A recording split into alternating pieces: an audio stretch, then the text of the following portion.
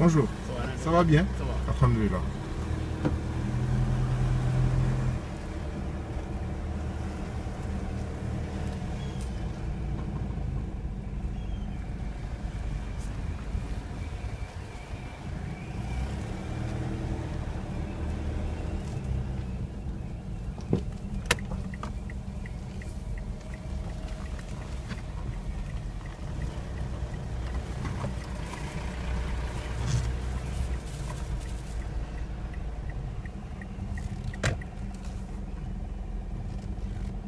Machine baa ngi nii.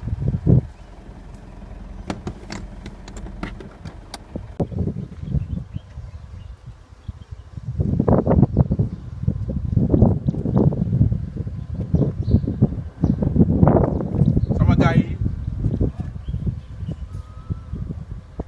man la Ndoye Bane coow li ngeen di dégg ci machine boobu xaw ma machine Bill Gates xaw ma lan ak lan dégg ngeen ko ci réseaux sociaux yi ñu naan dafa am ndox moo xam ni ndoxu force la dañ koy jël traité waat ko ba mu doon ndoxam naan ñu jox ko askanu Sénégal looloo tax tey jii ñun duñu wax lu ñuy làmbatu duñu wax dara lu ñuy làmbatu dañuy dem sur le terrain fekk fa technicien yi ñu expliqué ñu coow li ci réew mi loolu lan la machine bii ngeen di seen mooy machine bi nga xam ne moo waral coow li léegi ni ñuy def mooy dañuy dem ci techniciens yi ñu expliqué ñu lan muy dëgg gi parce que duñu wax waxu mbedd dañuy dem ba gis joxe maanaam informé juste et vrai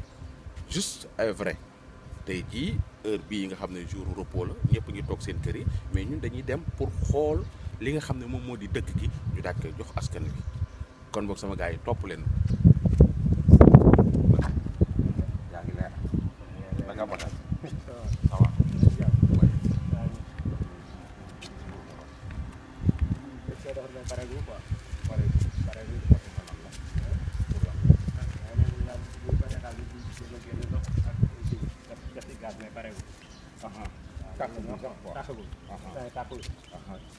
gaa yi ne leen tàkk na ban ma ngee defar ndox. non gaa yi dañuy wax lu nekk. ana responsable.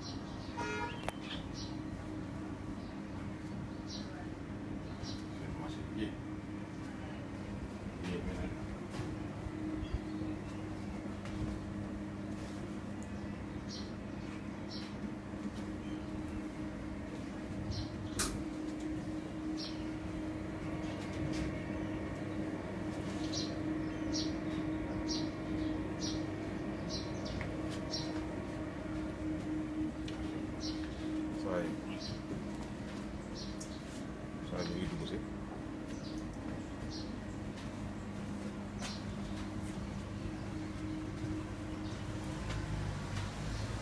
mbaa du ñëw ñu lu tax ngeen di filmé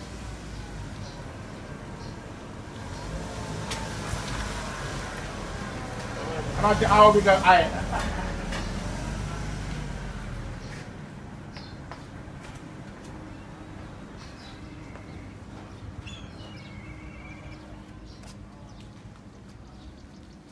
da ngay filmé di arrêté sinon day Assainissement, Merci voilà. voilà Donc c'est le DG qui m'a appelé tout à l'heure de l'ONAS, waaw me disant que vous deviez passer. waaye parce que dama jot benn information Oui. bu circulé Exact. te ginnaaw ñi ma déglu ñëpp Oui, est-ce que wuñu ba fii absolument. moo tax moo Non, vraiment, waaw félicitations. waaw Parce que c'est ça que je reproche à Babou Aïdara. aha En fait, il ne fait pas de recoupement. aha Je sais pas, je dirais même à la limite, hein, quand j'ai bien analysé le cas, je pense qu'il est mal intentionné.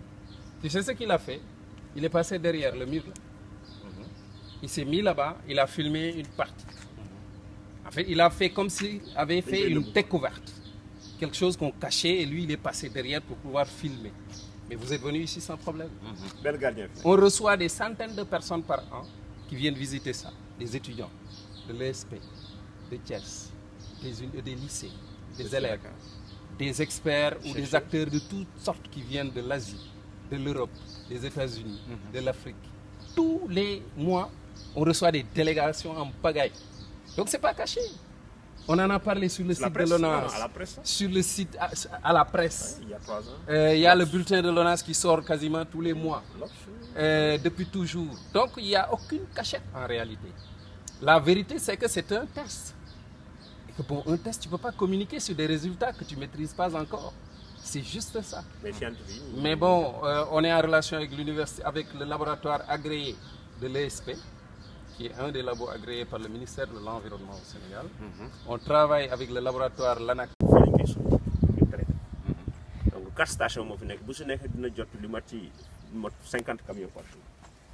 station bi nag li ko tax a jóg mooy bu ndoxu fosse bi ñëwee mu traité ko lu ñuy wax stabiliser ba nga xam ni du bëri gàllankoor muy am ci biti ci environnement bi. donc bu ñëwee. ndox mi day jaxasoo. gis process bi mu séparé ko génne plastique bi génne saleté yi nga xam ne bokk ci. mooy lii nii. mooy li nga gis ci kanam moom la ñuy wax négrière. bu jàllee foofu ñu wàññi suuf si.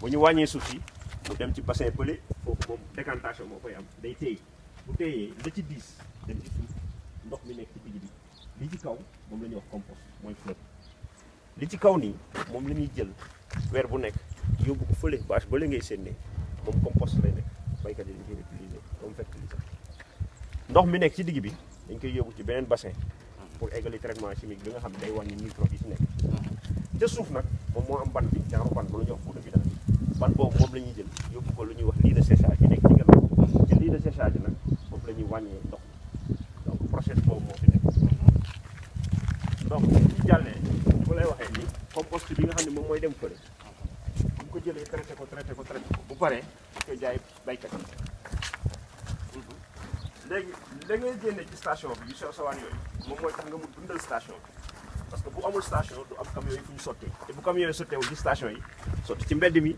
mu indi feebar donc looloo tax a jóg station yi léegi nag li ci neex mooy Sénégal li muy ñàkk dem yëpp ci Afrique pratiquement ndox mi génn dem ci ONAS eggali traitement ñoom dañu am seen laboratoire chaque jour dañuy ñëw jël ndox mi échantillon xool ndax baax est-ce que kenn mës na fi ñëw. am na ay programme am na chaque ñoo xam fois ne ñëw nañu nga wan. am na ay coupure de presse yu nga xam ni mi ngi fi ONAS am na ay journal scientifique yi nga xam ne ñoo si yëngu. non rajo yeeg télé yi ci dëkk bi laaw. télé bi rajo bi ñëw nañ fi. dañ ko ràññeewul woon rek mais rajo ak télé yi ñëw nañ fi. bi ñuy installé machine bi bi ñuy inauguré station bi gars yi dañ ciy bind ba wax ci.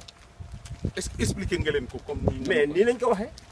c'est que nag boobu. xam nga say Sénégal xam nga luy problème nit ñi dañ naan par exemple ay dem wanag li ñuy transformé def ko ndox. loolu ay dara moo ko gars yi noonu lañ koy. déggin bi dafay ñaaw xam nga déggin bi boo ko déggee. déggin bi moo da ngay defee ne ndoxu foos bi lañ Baba ko waxee noonu. da ngay defee ne dañ koy segg segguñu ko ndox mi dañ koy traité. gis nga ndox mi bu doon ndox lañ soxla ndox bi lañ jël. mais kaay ma wan la ndox mi ni muy mel ndox biy jóge fii. di dem ci traitement complémentaire. kaay xool qualité ndox boobu. te loolu c'est 500 mètres cubes par jour.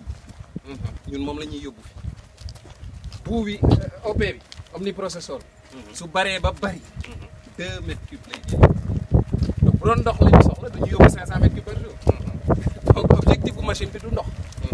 voilà kaay xool li ñuy yóbbu fa la ñu lii la.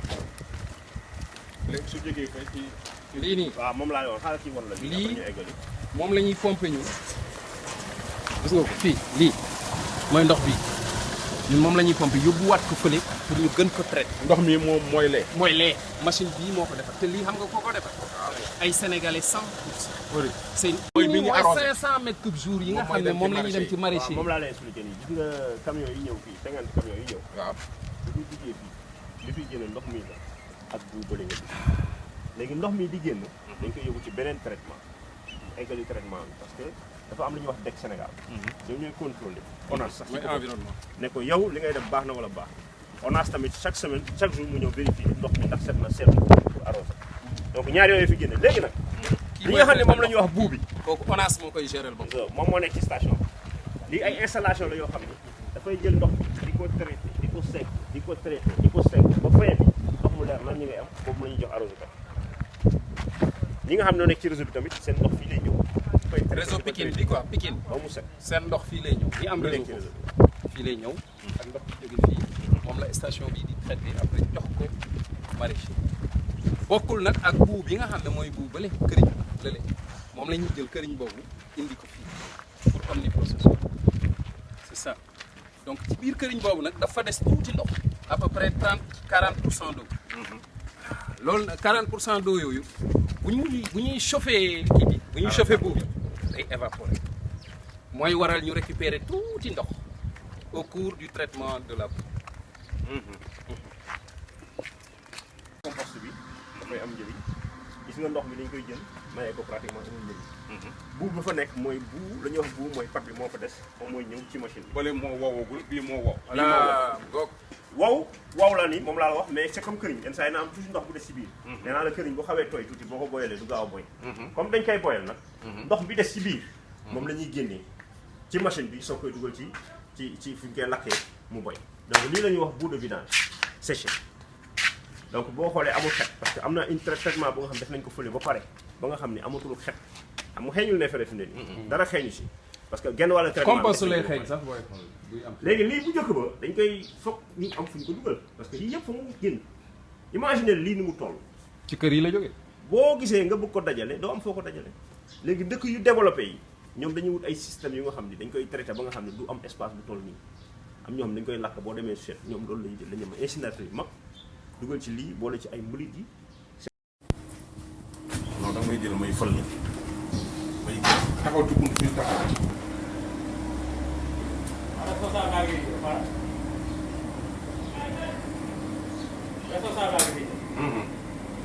processus yu bëri dafay jur ndox oto sax bu bees boo koy dawalee di nga gis am ndox buy génn noonu ci queue de chargement mais dañu toll jamono bu nga xam technologie lépp lu ñuy génnee ci machine di ko dugal dañ koy sakkanal yaxandal ba xool fan lañ ko mën a jëriñoo.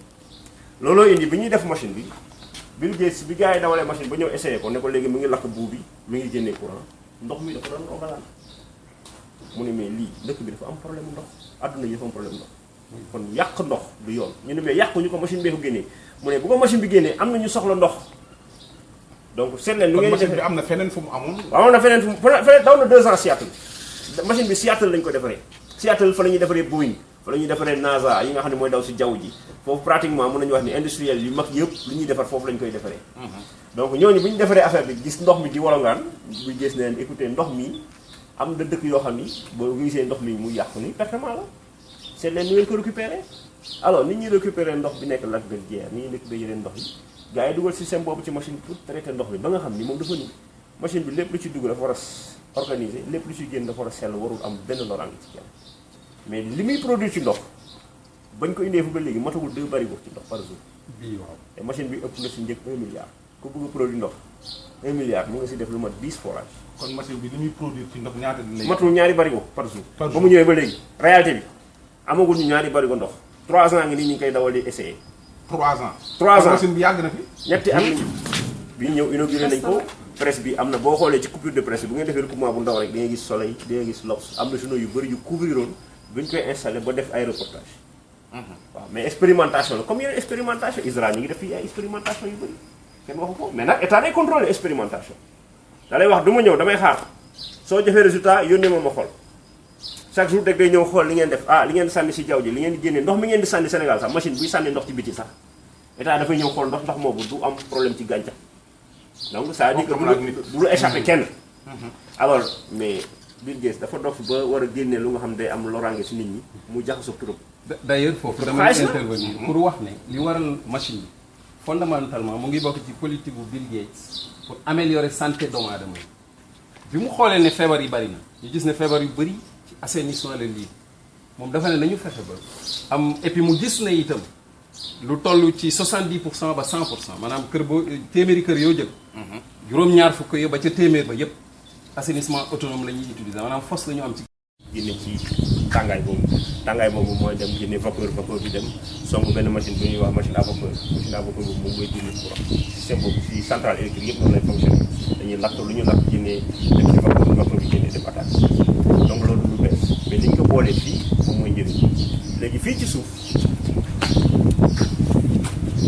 ndox mi daal moo intéressé gars yi léegi fii alors fii c'est l'armoire de commande fii c'est un système automatisé à 100% parce que yeneen y a à peu près lu ma 200 capteurs yu nga xam ne ñooy natt chaque fois machine bi fu mu toll waaw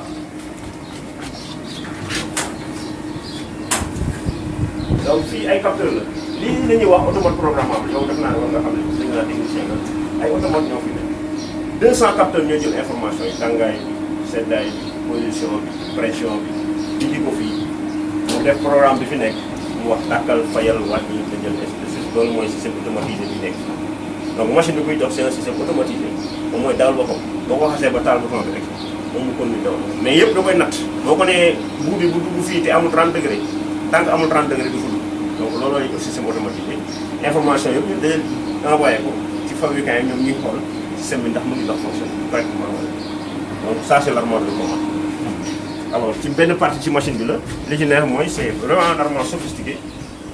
Alors deuxième partie bi mooy nga gis nii fii mooy partie ndox mi donc bu ñu lakkee résidu ndox moomu nekk vapeur dañ koy récupérer bu ñu ko récupérer woon dafay roganaan fii yëpp rek ñu récupérer ko seng ko yi ay filtre la léeg-léeg bassin la bu nga xam ne moom la ñuy defee ozonisation lii ay filtre la y a à peu près 7 filtres yoo xam ne fu la ndox mi di jaar ba nga xam ne bu génnee dafay leer nañ léegi nag comme dama la wax machine bu nekk la fay dugg ak luy génn da koy testé loolu mooy loi Sénégal chaque semaine laboratoire day ñëw ñaari laboratoire ESP ak laboratoire bu nekk bu dépend ministère commerce dafay leen ñu jël échantillon yóbbu xool ndox léegi ndox dafa am nu ñu koy seetee du yaa ngay ne ndox mi li nga yaakaar ne moo set mën na bañ a set li ngi wax naan ndox teen mais ñi nga xam dañuy jël gas jël ndoxu foos yi def ko ci suuf si ndox moom mooy dem bu attaqué nag bi nga jël pompe jabaloo nga def ko nga jël ndox moom nga naan ndox moom gën a gis te moo gën a mën a indi feebar te da ngay wax ba tey alors boo jëlee OMS organisation mondiale de la santé dafa saytu jël à peu près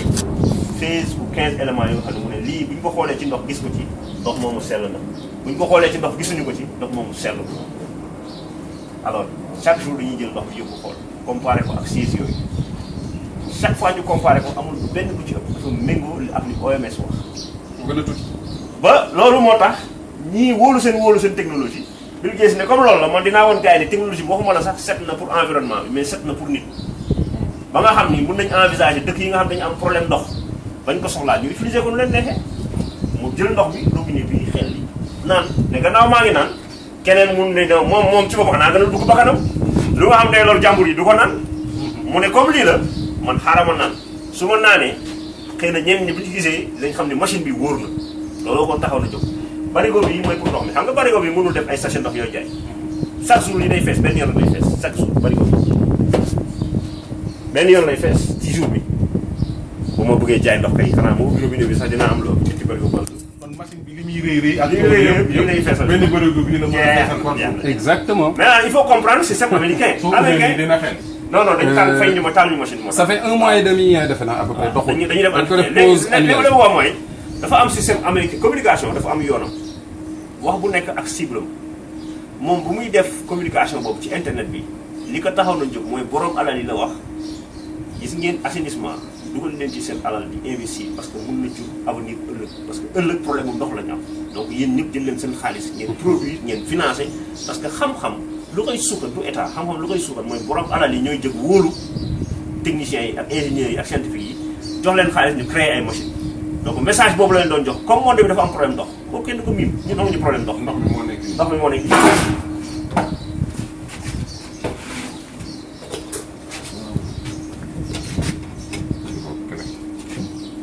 da ko bloqué. léegi 1700 à 2000 mètres cubes par jour.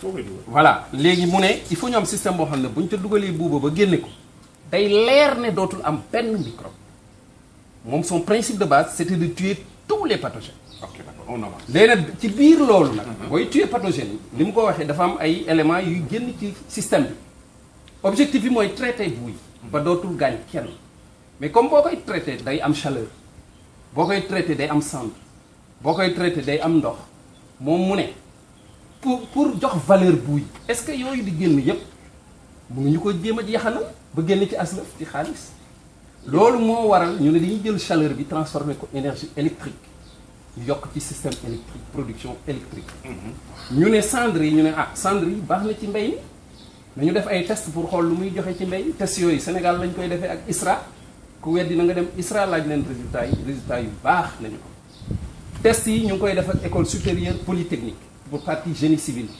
kooku it ku dem foofu di nga gis ne résultat yu baax lañu am kon loolu mën na génne njëriñ ci alal ñu ne ndox mi moom mu ne ci li mu xam moom mooy àddina bi ñi amul ndox bari na suñu mënee fexe ba ndox bi ñu traité ko ba nga xam ne set na ba nit mën ko naan moom gisu ci problème mais biñ ko indee Sénégal gouvernement Sénégal daf ni leen comme lii test ñun mën a guñ ko valider dañuy xaar ba test yi pare ba résultat yëpp taxaw ñu soog ko valider dañ ko waroon inaugurer parce que c'est une première mondiale lii musul am ci at bi Chine bëggoon na ko Bill ne non Inde bëggoon na ko Afrique du Sud mais Bill Gates ne Sénégal jéego yi mu def ci assainissement ñoom laa ko yéene looloo tax mu ñëw fii léegi nag Sénégal ne d'accord merci beaucoup mais ñun nag duñ ko inaugurer gum officiellement état bi du ko inaugurer tant que demuñu ba mu ñu wóor ñu ne résultat yu fiable yoo xam ne ay laboratoire yu Sénégal ak yu bitim réew loolu Mansour mën na ci ñëw ci li ñuy wax ISO certification ñooñu ñu ngi ci aussi bu ñoo ñëpp dajaloo nag ne ah lii moom ay la yowén baax na su boobaa ministre wala président wala ku ko jege mën na ñëw inaugurer ko officiellement mais état bi dafa ne moom pour le moment inauguré wu.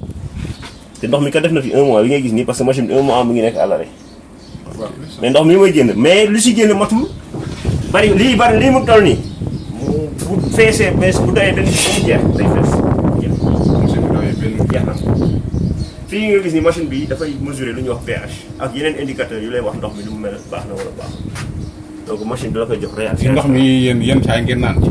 ñi fa nekk ñi nga xam dañ ciy liggéey ñun nii wóolu suñu système. man ñëpp mos nañ ci. nan naa non man mosuma ci docteur la nan naa ci 1000 fois. kii docteur la en assainissement. 1000 fois. kii docteur la en assainissement et donc spécialiste la ci eau. boo wanee système ba mu leer dafa naan kii wóor na parce que système fi jaar na. li ma jaaxal dañ ni. ndox mi machine ba ma ngay dox ba ndox ma dañ koy def ci ay mbuusu sachet di ko jaay ci biir. non parce que day xam lu indi wax jooju yëpp mooy ku nekk États-Unis defe nga ni yow xam-xam bi yëpp yaa ko xam benn vidéo bi ñu jaarale en anglais la ñi dégg anglais bëri nañu bu ñu ko dégloo bu baax li mu wax ak li ñu comprendre wuute na wax na ni dëkk bi am na problème mu at ndox man wax naa ingénieur ñu créé benn machine bu nga xam dina régler problème assainissement ci biir ndox la. ah c'est le secteur de assainissement léegi bu ñuy defar machine bi dafa ne lépp lu nga xam dafa nar a yàq ndox bu ciy génn di ko perte bu leen ko perte jël leen ko ngeen jël ko utiliser ko fii lañ toll tey mais mën nañ dem ba dëkk bu mel ni Sierra Leone am problème ndox am problème assainissement machine bi ku leen ko installé mu nekk ndox mi nga xam di ngay jël di ko arrosé dëkk bi sax buñu leen boo leen naa leen ndox mi dañ naan la toppal fële kon machine bi mi ngi génne ndox moo xam ne day arrosé tool yi. muy arrosé day arrosé matul tool bi pelouse bi rek matul tool parce que li bari ko rek non non lii génn fële tool yi. waaw fële moom loolu yàgg na moo am ci station yi. waaw moo voilà. moom mooy arrosé tool yi. parce que loolu moom yàgg na. après ñu def ko genre këriñ. voilà indi ko fii traité ko. voilà vapeur boobu muy génne. moo nekk ndox mi. merci beaucoup. tu as tout compris. H2O la. c'est du H2O. c'est de amul ndox moom H2O li si manqué. mooy li benn waay di waxoon mooy minéraux yi la amul. parce que traitement bi moo mooy ndox du ndox kese ndox dafa am yeneen yu si nekk ay minéraux. comme lu mel ni calcium voilà yooyu lu mel ni potassium yooyu. léegi nag loolu tax mais système bi loolu yëpp da koy dindi. waaw ok parce que Bill Gates dafa ne comme moom image am associé nañ ko ak ndoxu omniprocesseur bi il peut tolérer même des problèmes ci courant beeg ci cendre yi. mais ndox bi moom. mënu cee tolérer benn défaut. c'est pourquoi ñi defar système bi dañ ko def tellement robuste que finalement même minéraux yi dañ ko mujj di dindi mu nekk audit. d'accord léegi dañuy. waaw léegi ñu avance. waaw léegi gis nga buub bi moom mooy nekk comme combustible donc boo demee fii defar courant yëpp ci monde bi day am combustible am na yoo xam ne gasoil la am na yoo xam ne fuel la am na yoo xam ne charbon la usine charbon yi comme yooyu léegi ñoo ñëpp même xeet ni système la ñuy doxee dañuy jël combustible bi lakk ko tàngaay boobu moom mooy générer courant moom la ñuy générer tàngaay bi dem ci benn machine mu génne courant ba mu jël léegi li ko tax a jóg mooy bu ñu lakkee lii tàngaay boobu boo ko bàyyee mu dem pertement la donc nga récupérer ko def ko courant loolu tax ñu indi courant mais loolu lakk rek foo dégg lakk rek am na dóomu taal parce que ñuy defar lakk yëpp am na dóomu taal boobu nag ñu xool ñoom nan la koy mën jëriñoo génne si njëg comme ni ko directeur waxee ba mu mën a fay njëgu fonctionnement machine bi parce que boo koy fonctionner da ngay fay ay nit yu fi nekk station bi nga gis nii bu fekkee dañ ko bàyyee muy dépenser rek te amul lu fi génne xaalis dina dem ba lu ñu mun def maintenance bu gars yi mun def opération bi donc foofu yi fi génn am njëriñ donc loolu tax a jóg machine ba nga xam ni bu ñu lakkee lii génnee ci courant boobu dawal fii station pompe yi fi nekk jarul ñuy dépendre si Senelec alors bu ñu ko lakkee doomu taal bi jël ko ak ay ISRA ak institut de recherche yu nekk fii ñoom ñu xool nu ñu ciy defee fertilisant yi nga xam ni béykat yi mën nañ ko utiliser te amul micro léegi nag maa ngi wax machine bi muy fonctionner alors tout bi comme système bi dafa am système convoyeur moom mooy jël li ngay wax ni mooy dans ko mooy dindi dugal ko ci benn système de séchoir moom laa la wax dafa am tuuti ndox bu si def donc pour dindi ndox boobu dañ koy jaarale ci benn machine bu nga xam ne da koy tàngal bu ko tàngalee ba 200 degré loo tàngal rek day bax nekk vapeur ndox dootu fa dese booy tàngal dara day dem ba xëm bu xëmee rek ndox amatu fa lay génn noonu boo jëlee sa casserole nga teg ko ci kubéer bi lay génn noonu mooy vapeur d'eau cooloon léegi cooloon voilà vapeur boobu noonu boo ko jëlee dañ koy jaarale ci beneen système ñu refroidir ko jaarale ko ci ay filtre jaarale ko ci tubaab bi wax osmosisation benn cycle d'osmosisation bu ñu ko génnee du osmose. Bon, il y a le charbon actif, il y a l'ozonisation, il y a la filtration, l'ultrafiltration. Ozonisation bi moo koy génnee ak filtre yi ndox bu soo koy génne loolu mooy benn problème ci machine bi. beneen bi mooy doomu taal bi dafay am fu muy jaay ñu filtré ko ba liy génne ci environnement bi du am problème ñu dajale ko dugal ko ci ay barigo loolu mooy deuxième produit bi. Courant bi nag moom mooy génn rek dem directement ci système bi appliqué woon. da ngay xam courant baa ngi dox mais instant yi machine dafa nekk daal rek parce que ñëpp entretien général mais li ngeen war a xam mooy bépp machine buy dox ci àdduna même oto état dafa am ay régulation dafay wax oto bi buy jël gasoil la jël d'accord mais li muy rejeté dafa am nu mu war a mel ba nga xam ne du lor kenn xam nga échappement oto am na fu muy toll dañu la bàyyi nga dawal usine bu mu munti doon même ndox mu salté ba ciy génn bu amul njëriñ da nga ko war a test jox état bi mu soog a jox autorisation donc loolu machine bi ci loolu la phase boobu la nekk dañuy xool ci ñetti at yi mu fi daw la ciy dugg dañuy yóbbu laboratoire xool la ciy génn ñu yóbbu laboratoire xool bépp xeet lu si dugg ak li siy génn ñu def ko ci kii dajale ko xool ndax doomu taal bi moom la ñuy xool bëri na njëriñ léegi nag njariñ am na mais am na ñuy wax njariñ bu mën a indi koom ñoom loolu la ñuy xool bëri na njariñ mën nañ ko tabax mën nañ ko Éthiopie am na machine bu mel noonu buy defar doomu taal di ko jël di def ay briques ñu koy tabaxee machine baa ngi daw yàgg na boobu dafay jël mbalit yi